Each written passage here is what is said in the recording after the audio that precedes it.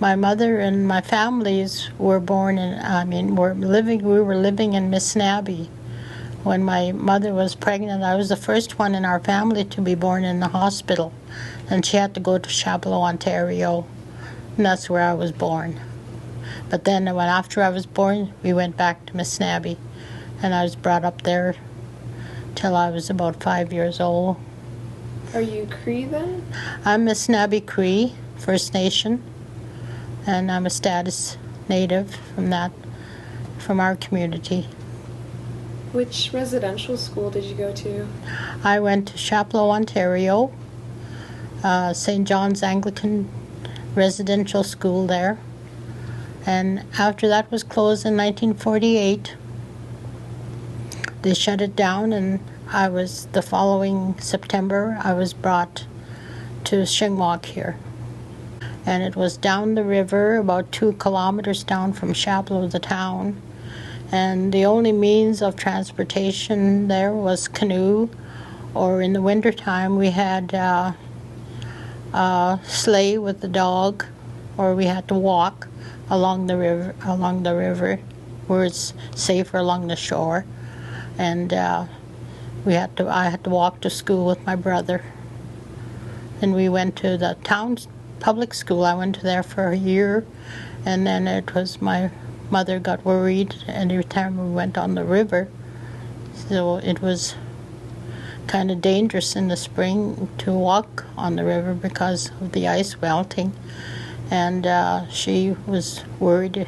So she, after Christmas, they had to put me in Chapleau Residential School in I think that was 1941 or 40. I can't remember now which year precisely, but it was around in there, 41 or 40. I remember distinctly the time they came and got me. I will never lose that. Did you know that they were coming to get you, or did they just... Yes, my mother dressed me all up, and we went to town. We went to town by the dog. I was sitting in the toboggan, and she was walking alongside, and that's how we got to town. And at the town, we were to meet the principal from the school, which she had a cutter, and the name of the horse was Blackie. And he was just a riding horse, like. And I remember getting into the cutter and saying goodbye to my mom.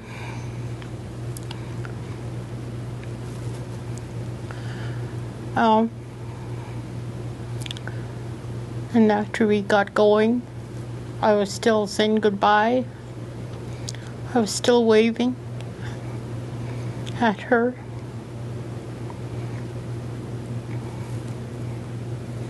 And I was crying, wondering why she sent me away.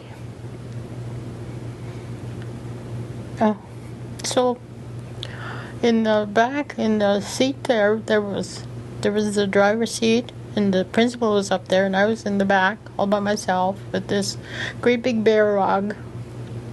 So I crawled under the bear rug, and I held that over me because it was winter time, and I felt warm, and so I stayed under there, and I cried for the rest of till we got to the school, which was about 5 kilometers from downtown, or maybe less. I remember that day.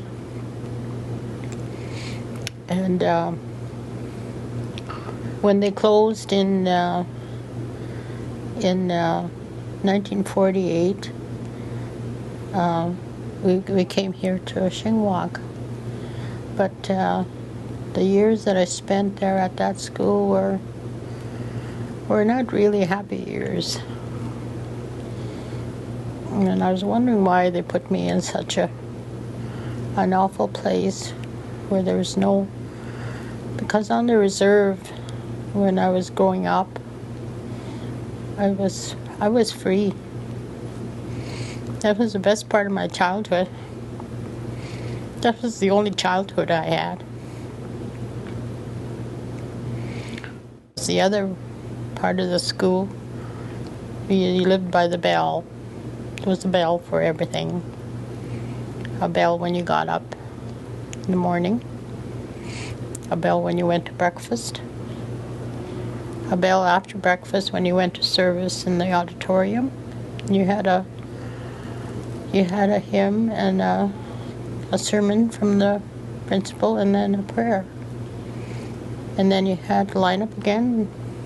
All this you had to line up before the bell went.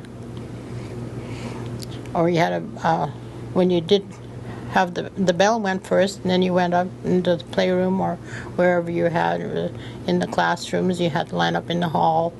So, and the bell went again for you to get upstairs to your classroom where the hall was. You had to line up there and go to school, and your bell at recess time, and then your bell at dinner time, and then your bell again in the afternoon to go back to school after dinner, lunch. And it was bell all day. When you had those bells all the time, you know, it was just like you were in a jail or prison or something, some kind of institution, you know. So even today, when I hear bells ringing, or it automatically shoots my mind, and I'm thinking about this place here, or, you know, when it was a school. It's a lot different than that now. And I was beginning to learn my language when they took me, and they brought me from home. And I remember I used to be with my grandfather and grandmother all the time down on our reserve. I used to go fishing with them. I used to go trapping with them. I used to go hunting. I used to go getting wood with them.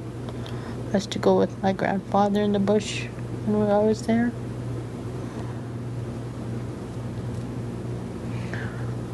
And then I remembered that they never told me when my grandparents passed on in school. And I must have been about 10 years old then. I would have understood. I know I would have. When they would have told me that my grandparents have gone. And I didn't know. I kept hoping that I'd see them in the summer.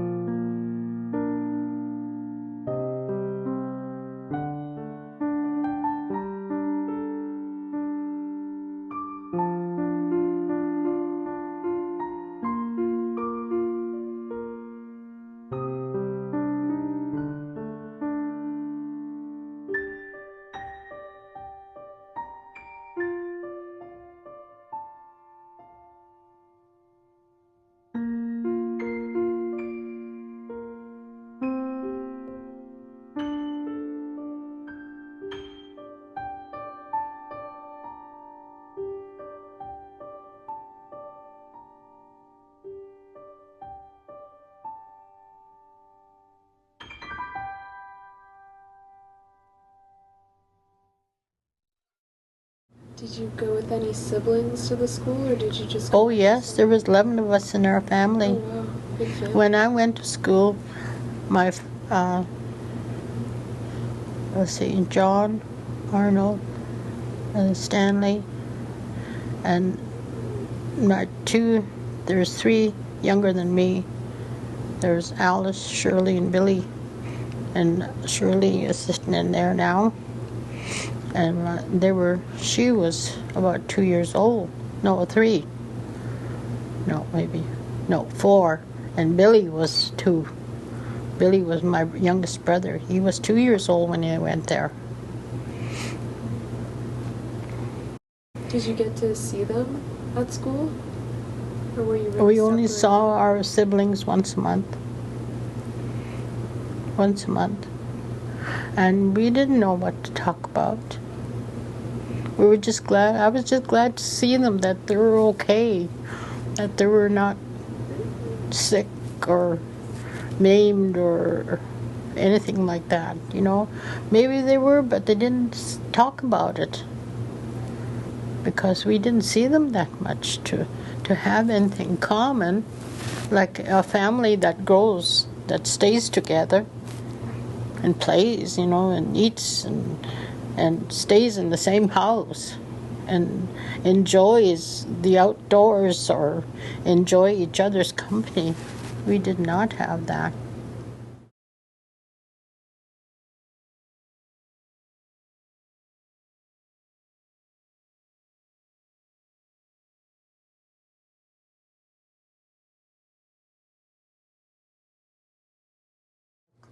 On the second floor was our classrooms, and in the hallway I had an appendicitis attack. I didn't know what it was first. I didn't know what it was. I was 15 years old, and I didn't know what it was happening to me. But I fell on the floor, and that's where I stood until the matron came and got me. And I didn't know what was happening. I told her, I says, I don't know what's happening. How am I supposed to know it? I'm not a doctor. I'm not a nurse or, you know. And I says, my side is really sore, you know, and it really hurts to touch it. And she says, well, oh, okay. So she told me to go upstairs to her dormitory and go to bed. And she would be up later on. And so that's what I did. I was in intermediate then, and so I went upstairs, and then she came up. It was after supper she came up, and she says, well, let me see your side. Let me have a look at it. I says, okay. So I showed her my side there, and my appendix. I knew my appendix was on this side, because that's what they said in the health class. So anyway, she not punched, but she poked me there and everything. And I says, well, that's where it's really sore. I says, it's really hurt. She says, oh, well, she says, so she gave me a laxative. And you're not supposed to give a laxative. I know now that you're not supposed to give a laxative with appendicitis. You know, so anyways, so the days went by, and I told her, I says, well, it's still not getting better. It's still sore. And still, they wouldn't get the doctor up to see me or take me to the doctor. And that went on for about 2 weeks. That's right. I lie in my bed there suffering for 2 weeks. And my stomach was just as hard as a rock. And she kept giving me laxative. Finally, this nurse came from downtown at the Plummer Hospital. She was a native nurse going into nursing. And she said to the matron, you better get this girl to the hospital right now. Right now. Hurry. You haven't got very much time. So they hurried and got me to the hospital. I don't know how they took me there or anything. I can't remember. I don't remember. I was so sick. And they got me on the operating table and my appendix burst.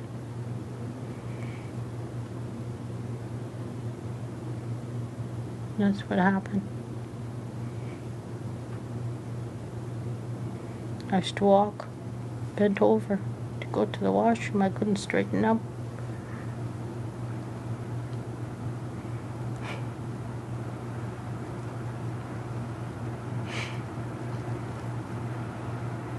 What did they do? Did they want to kill me? Never took me to a doctor. They didn't have the doctor come to see me. And after the operation, I went into shock. And you go into shock before you die. But I didn't want to die. I woke up and all my family was around my bed. And the minister was there. I think today that would be child abuse. And they would be sentenced, put in jail, whoever did it to them.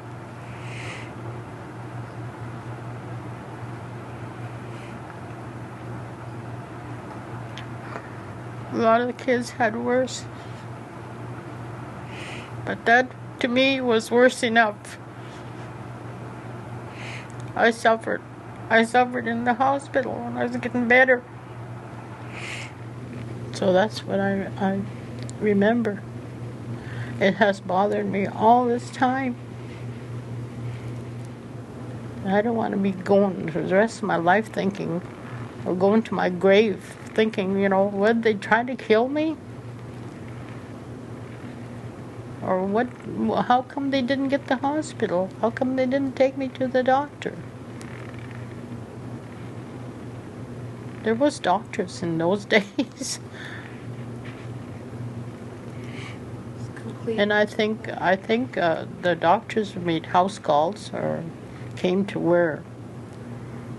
But I think maybe too money was above all contribution to that situation. I'm thinking anyway, or maybe they want to. I try to think, not to think that way, that they wanted to kill me. Yeah.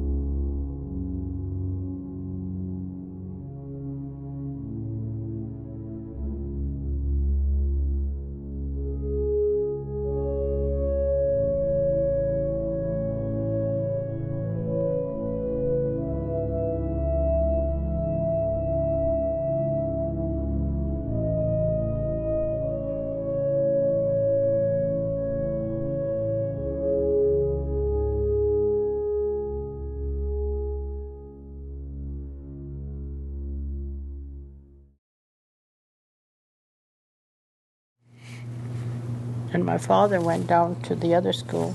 There was another school. It burnt like in the villages. But there was another older school, so he went there. So it's a tragic thing that the government did. It's very, they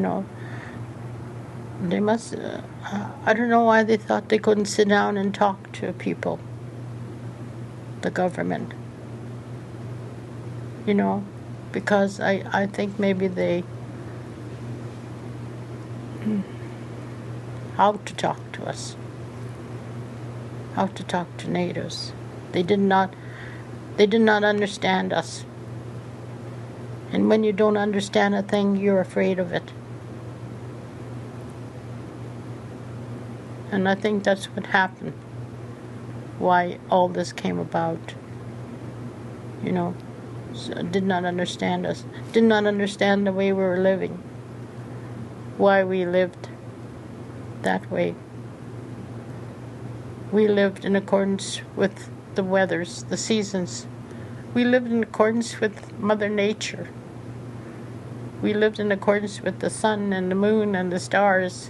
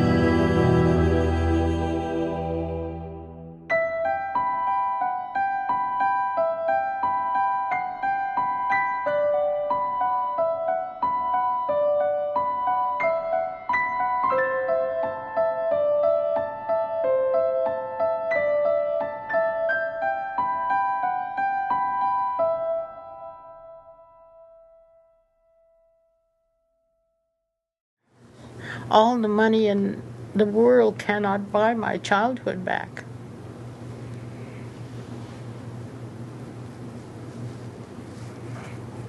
And I'm not saying that everything that we did, that they taught us, was bad. But trying to make a Native person into a white person is, I know that person has to understand that transformation first in order to accept what they're being taught. And you come to that place and it's like a dungeon, and they take you to the basement and they cut your hair off and they sit you on a chair like that in the middle of this room.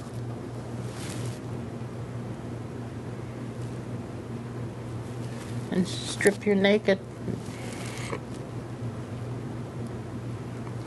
and tell you to get into that hot water. I remember that too. That's one of my. I had to get into hot water. It's just so hot. I can't shower in the hot water. I can't take a bath in hot water. I wash my face in lukewarm water, but never hot. I can't. I start screaming. And I can't stay in a room when the door's locked, when the doors are shut, and there's no light. I can't sleep in a room like that today. I gotta have my little light on. And I've gotta be able to breathe.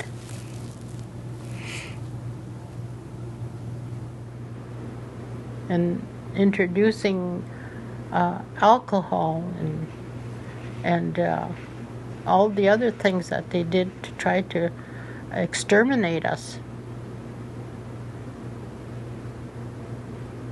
It was just like genocide. Really. You know, they brought those scurvy and typhoid fever, and because we, you know, as a people, my ancestors did not have all that. Yeah, germ warfare. Yes. They brought blankets. Yeah. The germs in blankets, and they distribute them all out to the. Tuberculosis in the Yes. blankets. Yeah. So that's a very bad thing. That's why we lost our culture. And they did not let us talk in our language when we were at school. And then they had kids too that they would do favors for if they pointed out people talking in their language. Yeah.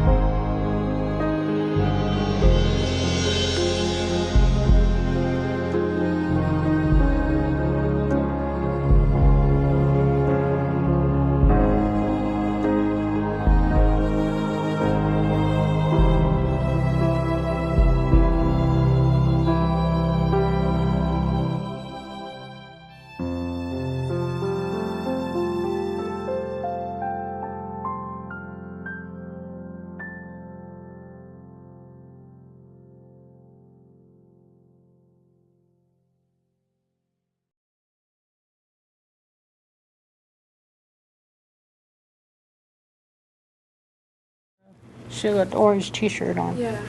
Oh, yeah. Yeah, she was only a little girl when I went to school. They brought her there. She was a baby. With my brother. He was, like I said, 2.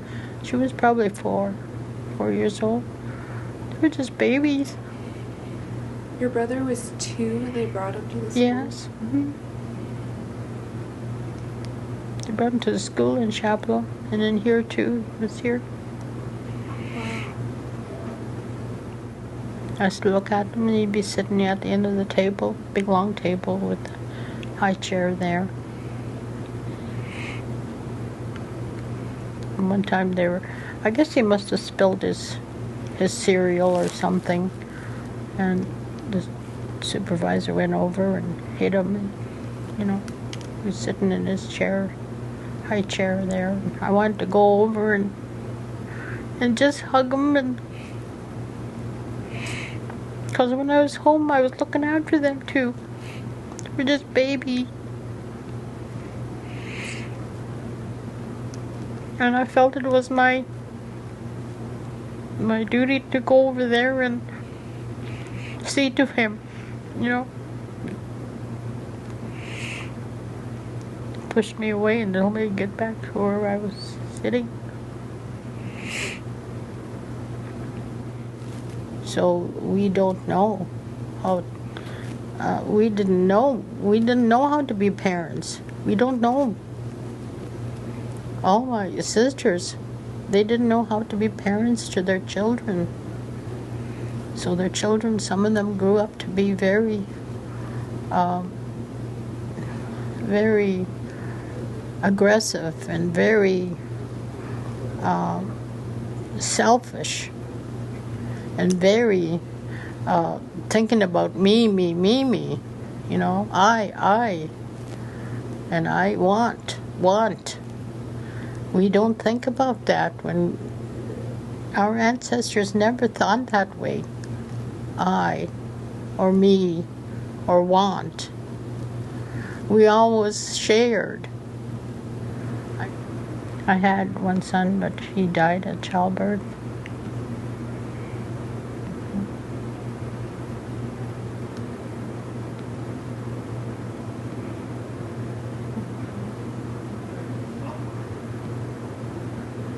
So that's my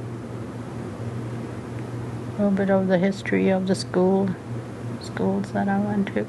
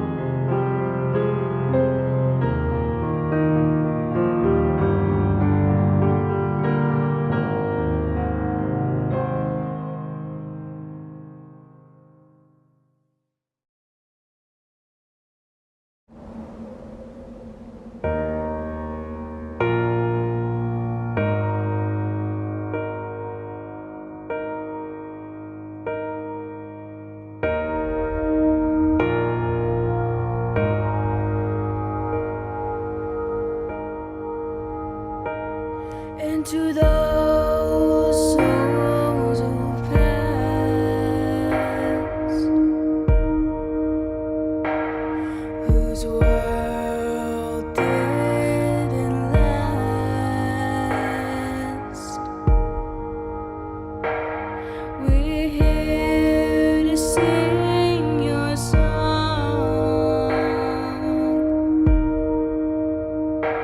'cause although you may be gone,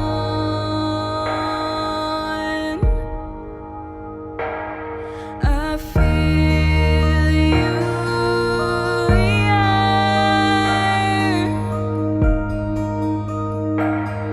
I feel you here.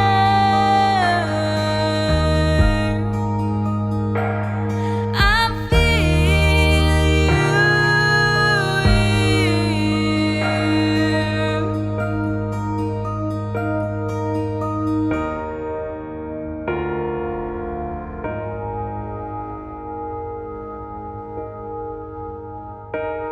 to the trees and to the sea,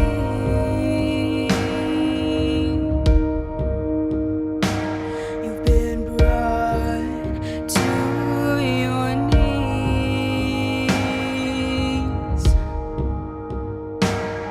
and I can't figure out just how we live without,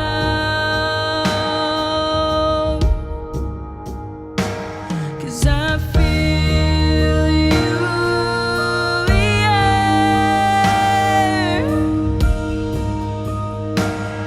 I feel you here.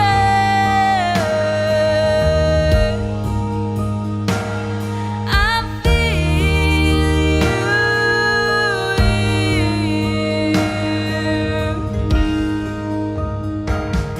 and still this fire burns.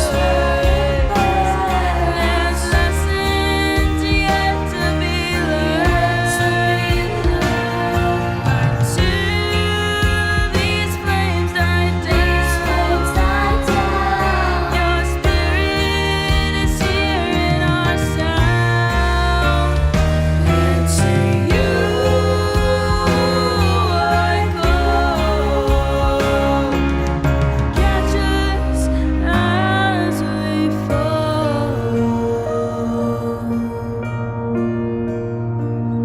I feel you here.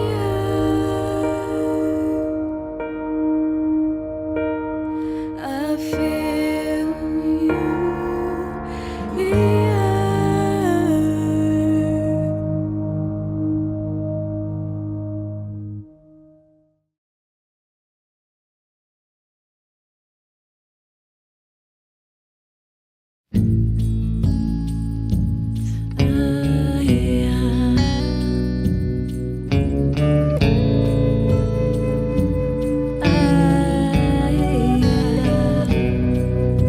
My son, when they took you away, you were so young and strong. I just couldn't wait for the day to have you back home where you belong. The only thing that kept me alive was knowing I would see you again. There was no way for me to know you'd come back. Oh man, I don't know. My son, where did you go when they took you away? My son, where did you go when they took you away? I don't recognize you anymore. The scars of life are deeper than before.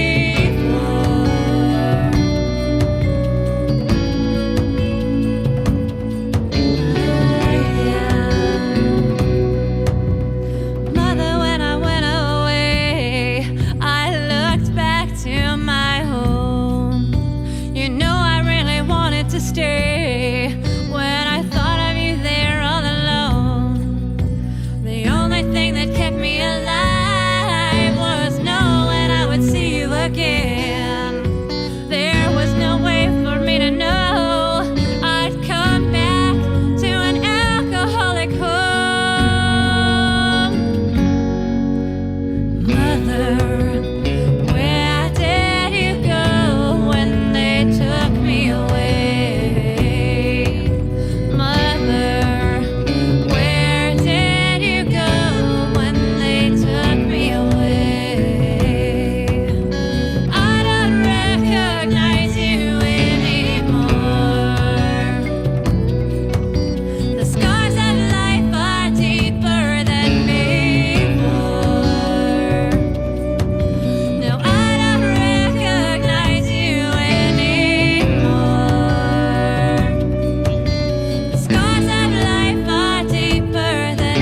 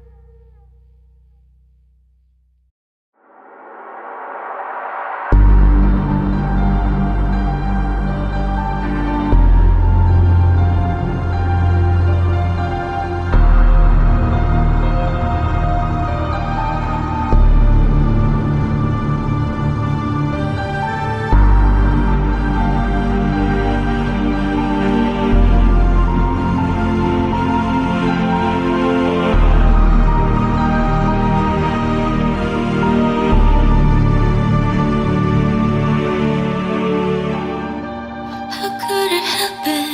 How did it come to be? Who could have done that?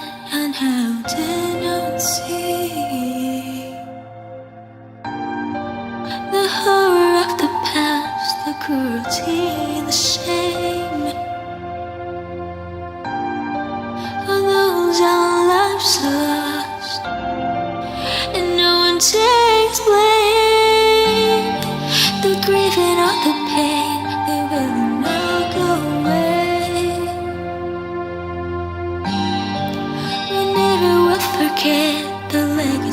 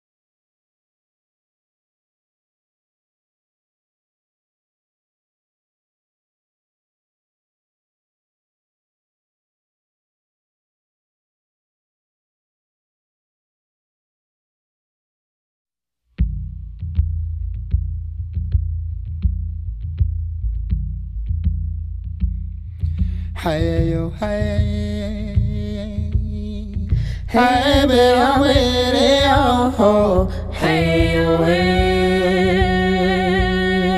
hey, be-yo, be-yo, hey-yo,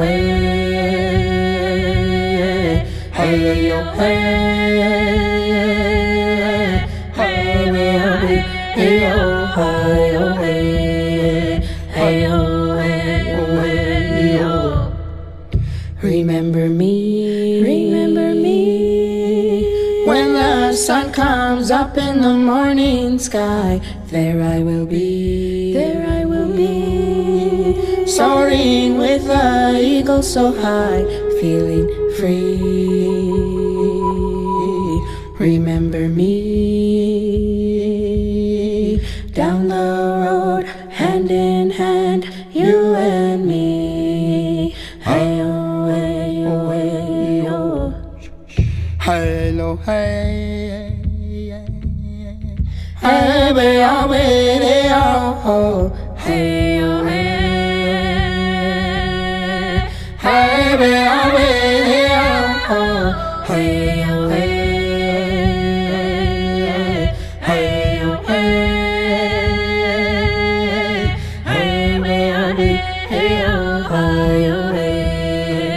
be-oh, be-oh, hey-oh. Remember me, when the sun comes up in the morning sky, there I will be, soaring with the eagle so high, feeling free. Remember me, down the road, hand in hand, you and me. Hey-oh, hey-oh, hey-oh. Hey-oh, hey, hey, be-oh, be-oh, hey-oh, hey, be-oh, be-oh,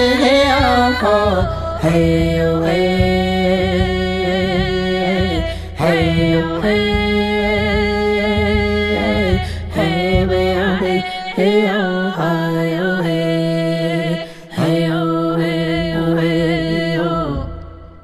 Remember me, when the sun comes up in the morning sky, there I will be, soaring with the eagle so high, feeling free. Remember me, down the road, hand in hand, you and me. Hey-oh, hey-oh, hey-oh. Hey-oh, hey, hey, be-oh, be-oh, hey-oh, hey, be-oh, be-oh, hey-oh, hey-oh,